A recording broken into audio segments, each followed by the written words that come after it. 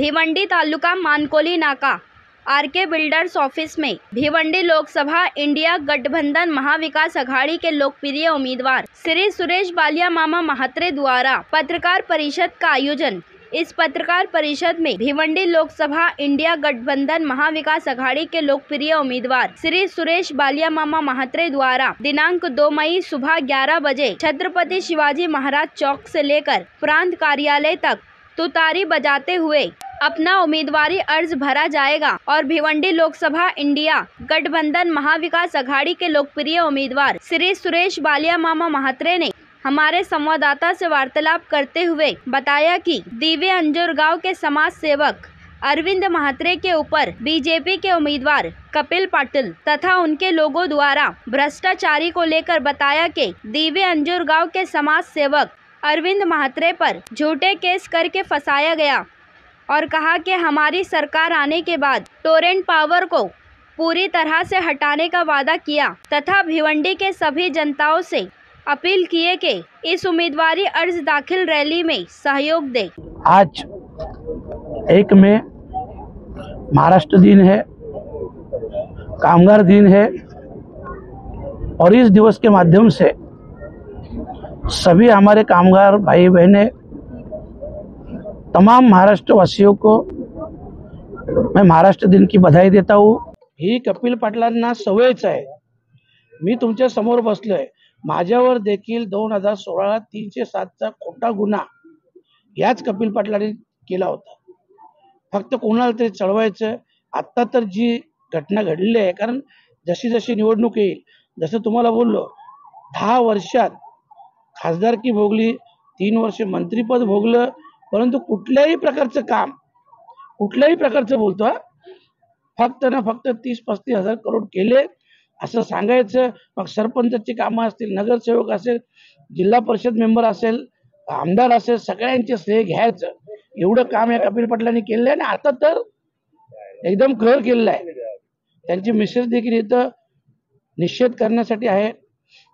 आपल्याला सर्वांना कल्पना आहे की त्यांच्यावर 376चा खोटा गुन्हा हा दाखल केलेला आहे आणि हे आमच्यासाठी काही नवीन नाही, कारण अनेक गुन्हे असे अनेक गुन्हे कपिल पाटलांनी जबरदस्ती प्रशासनावर दबाव तंत्र टाकून आणि खोटे फिर्यादी, खोटे विटनेस उभे करून अशा प्रकारचे गुन्हे दाखल करतो। आज 307चा जो झालेला आहे, मी या माध्यमातून एवढंच सांगतो कपिल पाटलांना की आता तरी आपण सुधरा। अशा प्रकारचे खोटे गुन्हे दाखल करू नका। तुमच्या घरी देखील मुलं बाळ आहेत, तुमच्या घरी देखील आया बहिणी आहेत, जसं आमच्या घरी आहे ते तुमच्या घरी पण आहे। आणि हा खोटा गुन्हा दाखल करणे ही काही मोठी गोष्ट नाही, ही मर्दानगी नाही, ही नामर्दानगी आहे। आणि या गोष्टीसाठी जेवढा निषेध करू तेवढा कमी आहे। बघा, हे कोणीही सर्वसामान्य माणूस जाऊन आजही कुठल्याही कार्यकर्त्यावर कोणावरही तसा गुन्हा दाखल करू शकतात, पण एवढी नीचपणाची हरकत ही मी किंवा माझे सहकारी कधीही करणार नाही, कारण ते आमच्यावर संस्कार नाहीत, ते आमच्या रक्तात नाही। आम्ही जे आहे निवडणुकीला सामोरं जातोय, कपिल पाटलांच्या विरोधात लढतोय। कपिल पाटलांनी विकास कामं दाखवावी ना। जेव्हा त्यांना विचारलं गेलं तुम्ही काय केलं, तर नाही नाही, माझ्यासोबत मोदी साहेब आहेत, माझ्यासोबत हे आहेत, माझ्यासोबत ते आहेत। अरे तुमचं काय आहे? तुम्ही ॲज अ खासदार म्हणून काय कामं केली? फक्त ना फक्त गावागावात, भावाभावात भांडणं लावण्याची कामं ही कपिल पाटलांनी केलेली आहेत। आणि आता तुमच्या माध्यमातून सांगतो, कपिल पाटील थोडं सुधरा, एवढ्या खालच्या थराला नीचपणाला जाऊ नका। हे कोणीही करू शकतो, परंतु एवढी नीच पातळी गाठायची नसतो। राजकारण हे राजकारणाच्या पद्धतीने लढा। तुम्ही आमच्या समोर उभे आहात, समोर लढा। तुम्ही तुमची कामं दाखवा, विकास कामं दाखवा आणि लढा ना, निवडणुकीला सामोरं जा ना। आज अरविंद म्हात्रेंची मिसेस देखील इथं आहे, तर त्या देखील 2 मिनिटं बोलतील, त्यांचं देखील तुम्ही त्या बाबतीत ऐका। माझे पती अरविंद म्हात्रे सामाजिक कार्यकर्ते आहेत, ते भ्रष्टाचाराविरुद्ध लढत आहेत। काही राजकारण्यांनी त्यांना खोटा केस करून त्यांना फसवण्याचा प्रयत्न केलेला आहे। त्यामुळे मी माझ्या 2 लहान मुलींना घेऊन इथे आलेले आहे आणि ही सर्व जनता आमच्यासाठी इथे आव्हान करते की आम्हाला या केसमधून आम्हाला न्याय मिळावा ही सगळ्या जनतेची आमची खूप इच्छा आहे की बाळमामांनी पण आम्हाला खूप सपोर्ट करावा आणि माझ्या नवऱ्याला योग्य तो न्याय मिळावा. न्यायाधीशांना मी एकच सांगेन की हे जर खरं असेल तर आम्ही या केसचा आम्ही तिथे दोघं पण शरण जाऊ. हे एवढं मी सांगून मी माझे 2 शब्द संपवते.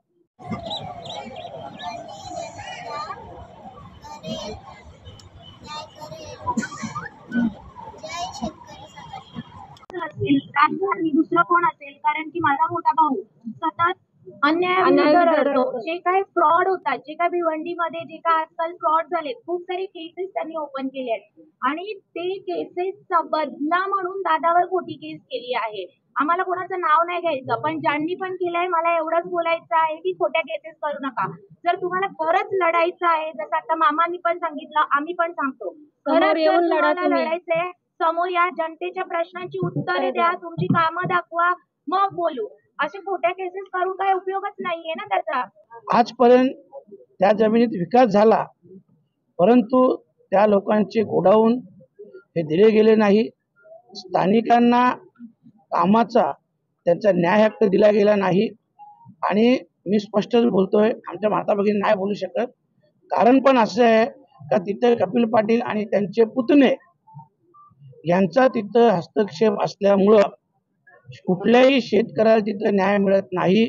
स्वतः बिल्डर मयूर सूचक असतील आणि त्यांचे दुसरे कोणी पार्टनर असतील, यांनी देखील आजपर्यंत एवढ्या वर्षात कुठल्याही शेतकऱ्याला पोझिशन दिलेलं नाही, कुठल्याही प्रकारचं काम दिलं नाही. आणि आपण पत्रकार बंधू सर्व, मी जे जे आरोप करतोय हे खोटे असतील तर तुम्ही जागेवर जाऊन शहानिशा करा आणि पुन्हा मला उद्या प्रश्न विचारा, मी तुमचं उत्तर देण्यास बांधील आहे. परंतु आपण या सगळ्या शहानिशा करा आणि तिथं जाऊन पहा, तिथं कपिल पाटील त्याच्या परिवाराचा किती हस्तक्षेप आहे. का म्हणून हे वाराईचं काम बघतात, का म्हणून स्क्रॅपचं काम बघतात, का म्हणून ट्रान्सपोर्टचं काम बघतात, का तिथल्या स्थानिक शेतकरी जे भूमिपुत्र आहेत त्यांचा न्याय हक्क नाही का? आणि त्यांचा न्याय हक्क असेल तर हे असे का बघतात? आज तुम्हाला सांगतो, ही वाशिराची गोष्ट नाही, ही स्वतः हायवेदिवाची पण गोष्ट आहे. कपिल पाटलांच्या गावातील जे इंडियनचं डेव्हलपमेंट झालेलं आहे, कपिल पाटलांच्या गावच्या हद्दीत गाववाल्यांच्या जागा आहेत. आज तिथंही कपिल पाटलांनी स्पष्ट उत्तर द्यावं समोर येऊन, का तिथल्या शेतकऱ्यांना त्या बिल्डरनी पोझिशन का दिलं नाही, तुमचा काय इंटरपेल आहे, तुम्ही त्याच्याकडून किती भाडा घेता, तुम्ही किती वारे घेता, तुम्ही त्या गोडाऊनमध्ये किती दादागिरी चालवता, दाखवा. तर हे सगळे, आणि आज म्हणून सांगतो ही जनता चिडलेली आहे ना, ती याच्यामुळे चिडलेली आहे का तुम्ही कालपर्यंत इतर गोष्टीत समृद्धी असू दे, बुलेट ट्रेन असू दे, इतर रस्त्यांचा भ्रष्टाचार असू दे, तुम्ही टक्केवारी खात होता, ठीक आहे. तुम्ही आज गावात आमच्या घरापर्यंत देखील पोचायला लागले, आमच्या जागेत आम्हाला उभं राहू शकत नाही आम्ही, अशा प्रकारची परिस्थिती यांनी निर्माण केलेली आहे. आणि मी तर नेहमी सांगतो ना, आजही सांगतो, आपण पत्रकार हे लोकशाहीचा चौथा स्तंभ आहात. आपण हे सगळे प्रश्न विचारा त्यांना, आणि त्यांनी बगल दिली, त्यांनी काय उत्तर दिलं तर मी तुम्हाला पुरावा देईन, तर यांचा इंटरव्ह्यू कसा असतो. आणि म्हणून सांगतो, या सगळ्या गोष्टीत आत्ता तरी आज अनेक गोष्टी ज्या बोगस पैसे काढण्यासाठी घडत आहेत. मला माहित आहे, समृद्धी, बुलेट ट्रेन यांनी जे पैसे खाल्ले, यांच्या मुलांनी जे ग्रामपंचायतमधून पैसे काढले, यांच्या पुतण्याने जे केलं, या सगळ्याच्या विरोधात अरविंद म्हात्रेंनी कोर्टात जाऊन पुरावे सादर केले, कोर्टात जाऊन गुन्हा दाखल केला. तो या अन्यायाविरोधात लढतो आणि म्हणून त्याच्यावर अशा प्रकारचा गुन्हा 376चा दाखल केला. बघा, आपण शेवटी परमेश्वराजवळ आहे. कारण आपण पाहिलं असेल, 6 महिन्यापूर्वी असं घडलं, असं ज्या माझ्या भगिनीने दाखवलं, पण त्यावेळेस जी तारीख दाखवली 4 आणि 5 तारीख, नेमका त्याच वेळेस, त्याच 4 तारखेला अरविंद म्हात्रे कोर्टात होते. आम्ही आता कोर्टात पुरावे पण सादर केले. 5 तारखेला ते इंदिरा गांधी हॉस्पिटलमध्ये चेकअपसाठी गेले होते. हे योगायोगाने पुरावे देखील आहेत.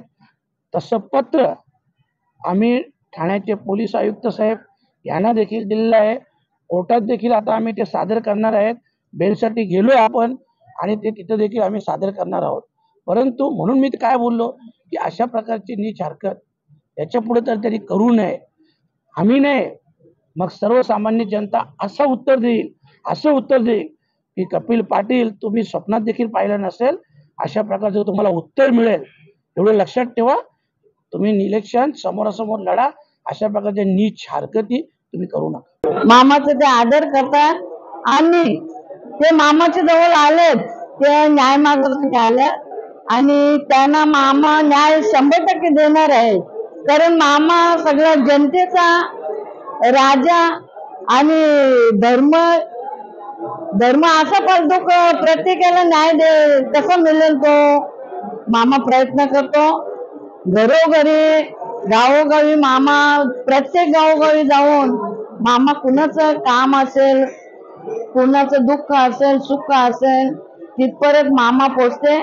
कारण आम्ही बरीचशी गावं काढली, 100-150 गावं काढली. तिथे गेल्यावर प्रत्येक जण सांगते का मामा एवढा चांगला आहे की आमच्यापर्यंत पोचते. तर आम्हाला पण फार आनंद वाटते आमचा भाऊ इथपर्यंत पोचले. गरिबांच्या वाड्यावाड्यांना मामा पोचले आणि मामाला गर्व पण नाही. कुणाच्या गरिबांच्या घरी जेवण, गरिबांच्या घरात चहा प्यायचं बोलल्यावर आम्हाला फार आनंद झाला. का एवढी गावं काढली आम्ही एवढ्या दिवसातून, पण आम्हाला फार आनंद झाला. मामा असा व्यक्ती आहे, देव माणूस आहे आणि तो सगळ्यांपर्यंत पोचणार आहे ना, सगळ्यांना न्याय देणार आहे. जेवढ्या या महिला आल्यात आणि पुरुष आल्यात यांचं काहीतरी त्यांच्यावर अन्याय झाला असेल त्याचा न्याय मागासाठी मामाच्या दारी आल्यात. तो मामा नक्कीच त्यांना न्याय देईल आणि न्याय मिळूनही देईल. ही 100% म्हणजे बोलून दाखवतो आणि मामा करून दाखवेल.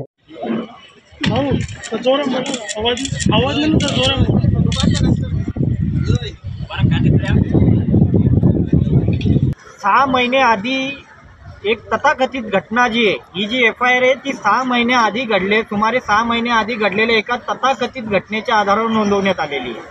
आता ठीक आहे, गुन्ह्याचा तपास करणं, गुन्ह्याचं नोंद करणं हे पोलिसांचं कायदेशीर कर्तव्य आहे. परंतु 6 महिने आधी एखादी व्यक्ती 6 महिने आधीची एखादी तथाकथित घटना सांगते आणि ती तथाकथित घटना जी आहे त्याची माहिती पोलिसांना देण्यात आणि FIR नोंदवण्यासाठी कारण फक्त एवढं सांगते का माझी तब्येत बरी नव्हती. आता 6 महिन्यापर्यंत एखादी व्यक्ती कशी आजारी राहू शकते आणि ती पोलीस स्टेशनपर्यंत पण जाऊ शकत नव्हती, एवढी आजारी होती. म्हणजे यावरून या घटनेचा पूर्णपणे खोटेपणा दिसतो. आणि महत्त्वाची गोष्ट का कायद्याप्रमाणे 6 महिन्यानंतर एखादी व्यक्ती जर फिर्यादीसाठी येते तर जी ललिता कुमारीची मान्य सर्वोच्च न्यायालयाची जजमेंट आहे त्या जजमेंटनुसार यांनी कमीत कमी यांना पूर्व गुन्हा नोंद करण्यापूर्वी 15 दिवसाची मुदत असते पूर्व चौकशी करण्याची. 6 महिन्या आधीच्या घटनेविषयी पोलिसांना गुन्हा नोंद करण्यापूर्वी पूर्व चौकशी करण्याची देखील गरज भासली नाही, हे याच्यामध्ये विशेष आहे. म्हणजे ज्या दिवशी पोलिसांनी 9/4ला FIR नोंदवलेले, 9/4लाच त्या व्यक्तीचा जबाब घेतला आणि 9/4लाच गुन्हा नोंद केलेला आहे. म्हणजे एवढी तत्परता पोलिसांनी दाखवलेली आहे. आता याच घटनेविषयी पॅरलेल मी जर सांगायचं झालं तर कपिल मोरेश्वर पाटील जे भाजपचे उमेदवार आहेत त्यांचा जे 4 मुलं आहेत, पुतणे आणि मुलगा, यांनी 2016च्या स्टॅम्प पेपरवर 2012चा डेव्हलपमेंट ॲग्रीमेंट बनवलेला आहे आणि तोही कोणाशी बनवलेला आहे? रुद्रप्रताप त्रिपाठी या बिल्डरशी. आणि त्याच्याकडून जमीन डेव्हलपला घेतली असे दाखवलं. म्हणजे बघा, जो स्वतः लोकांच्या जमिनी डेव्हलपला घेतो त्याची जमीन यांनी डेव्हलपला घेतली आणि ती पण 2016च्या स्टॅम्प पेपरवर 2012चा ॲग्रीमेंट दाखवला. आणि त्याच्यावर प्रशांत पुरुषोत्तम पाटील याचा फोटो जो लावलेला आहे त्या फोटोवर तारीख आहे, ती तारीख 2018ची आहे. म्हणजे महत्त्वाची गोष्ट, 2016च्या स्टॅम्प पेपरवर 2012चा ॲग्रीमेंट बनवला आणि त्याच्यावर यांच्याच पोराचा फोटो 2018चा आहे. यावरून स्पष्ट दिसत असताना तो खोटा डॉक्युमेंट आहे. या खोट्या डेव्हलपमेंट ॲग्रीमेंटच्या आधारावर त्यांना जवळपास 20 कोटीचे पेमेंट देण्याचे आदेश झाले. आम्ही पोलिसांना माहिती दिली. आता जशी ही घटना गुन्ह्याचा नोंद करणं आणि तपास करणं हे पोलिसांचं प्राथमिक कर्तव्य आहे. जसं या घटनेमध्ये पोलिसांनी तत्परता दाखवली तसं भिवंडीतली पोलिसांनी देखील तत्परता दाखवून तो गुन्हा नोंद जर केला असता तर त्याच्यामध्ये देखील बऱ्याच गोष्टी बाहेर पडल्या असत्या. तर ठीक आहे, तरी काय हरकत नाही, आम्ही कायद्याचा आदर करतो. पोलिसांनी जो गुन्हा नोंद केलेला आहे त्याच्यावर कायदेशीर सर्व पर्यायांचा आम्ही अवलंब करतो. फक्त एवढाच हे जे तथाकथित घटनेमध्ये अरविंद म्हात्रेचा रोल फक्त एवढाच दाखवलेला आहे का ज्या व्यक्तीने त्या पीडितेवर अत्याचार केला त्यांच्या जोडीला अरविंद म्हात्रे होता. आणि त्या व्यक्तीचं असं म्हणणं आहे का जेव्हा मी झोपेतून उठले तेव्हा हे दोघं समोर होते. मग तिथं पण ते असं क्लिअर बोलत नाही का त्यांनी मिळून माझ्यावर अत्याचार केला. मग या सर्व घटना हे असताना आणि महत्त्वाची गोष्ट ही एवढ्याच घटनेपुरती अरविंद म्हात्रेचा रोल दाखवलेला आहे आणि त्याच्यानंतरची जी घटना दाखवली आहे त्याच्यामध्ये अरविंद म्हात्रेचा रोल दाखवलेला नाही आहे. मग जो 376चा जो रिपीटेड रेपचा जो कलम लावलेला आहे तो लागू होतो कुठं अरविंद म्हात्रेंवर. याच्या व्यतिरिक्त त्याच्यामध्ये जो आरोपीचं नाव दिलेलं अरविंद म्हात्रे, पत्ता नाही माहिती, काही माहिती नाही आहे. मग ते तसं असताना तो अरविंद म्हात्रे हा दिवे अंजूरचाच अरविंद किसन म्हात्रे हे हा निष्कर्ष देखील पोलीस कुठून काढतायत तो देखील महत्त्वाची संशोधनाचा विषय. कारण त्यांचे रिमांड रिपोर्ट जर बघितले त्याच्यामध्ये ते स्पष्ट म्हणतात मुख्य आरोपी जो आहे त्यांनी अरविंद म्हात्रेविषयी माहिती न देता उडवाउडवीची उत्तर दिले. मग पोलिसांना अरविंद किसन तो त्या घटनेमधला अरविंद म्हात्रे जो आहे तो अरविंद किसन म्हात्रे हा दिव्यांजूरचाच अरविंद म्हात्रे हे कशावरून पोलीस निष्कर्ष काढतात. आणि इथे देखील पुन्हा एकदा विषय येतो का ज्या व्यक्तीने आरोप लावलेला आहे ती व्यक्ती झाली किंवा जो मुख्य आरोपी आहे त्याच्यामधला त्याच्याशी अरविंद म्हात्रेचा एखादा संपर्क तरी झालेला आहे का एवढ्या वर्षामध्ये. घटनेच्या दिवशीचा तर मुख्य गोष्ट आहे ती, ते तपासणं गरजेचं आहे. परंतु त्याच्या आधी देखील अरविंद म्हात्रेचा त्या लोकांशी कधीतरी संपर्क आलेला आहे का. एखाद्या व्यक्तीला जेव्हा तुम्ही अटक करण्याचा प्रयत्न करता तेव्हा तुम्ही व्यक्ती स्वातंत्र्यावर गदा आणता, त्याचा परिरोध करण्याचा भारतीय संविधानाने दिलेला जो अधिकार आहे त्याच्यावर तुम्ही गदा आणता. ती व्यक्ती तसा जेव्हा तुम्ही करण्याचा प्रयत्न करता तेव्हा तुम्ही कमीत कमी प्रायमा फेसी एव्हिडन्स तरी पोलिसांनी बघणं गरजेचं आहे. तर माझी एवढीच विनंती आहे पोलिसांना का तुम्ही पारदर्शीपणे तपास करावा आणि अरविंद म्हात्रेंचे त्या घटनेमध्ये काही जरी इन्व्हॉल्वमेंट असेल तर तुम्ही कायदेशीर कारवाई करावी, यात आमची काहीही हरकत नाही आहे. फक्त अटक करण्याचा जर प्रयत्न करत असाल तर प्रायमा फेसी एव्हिडन्स शोधा. अरविंद म्हात्रे त्या घटनेच्या दिवशी घटनास्थळी त्याचा मोबाईल लोकेशन किंवा इतर तुमच्याकडे जे तुम्हाला शक्य आहे त्या गोष्टी तपासा. आणि अरविंद म्हात्रे किमान ठाणे जिल्ह्याच्या बाहेर तरी गेला होता का त्या दिवशी, लोणावल्याला तर असण्याची लांबचीच गोष्ट आहे. एवढं तरी तपासावं पोलिसांनी, योग्य ती कायदेशीर कारवाई करावी. आमच्या न्यायालयावर आणि न्यायव्यवस्थेवर आमचा विश्वास आहे. आम्ही त्या मार्गाने योग्य ते न्याय मिळवण्याचा प्रयत्न करतो आणि आम्ही करत राहू. शेतकरी संघटनेचा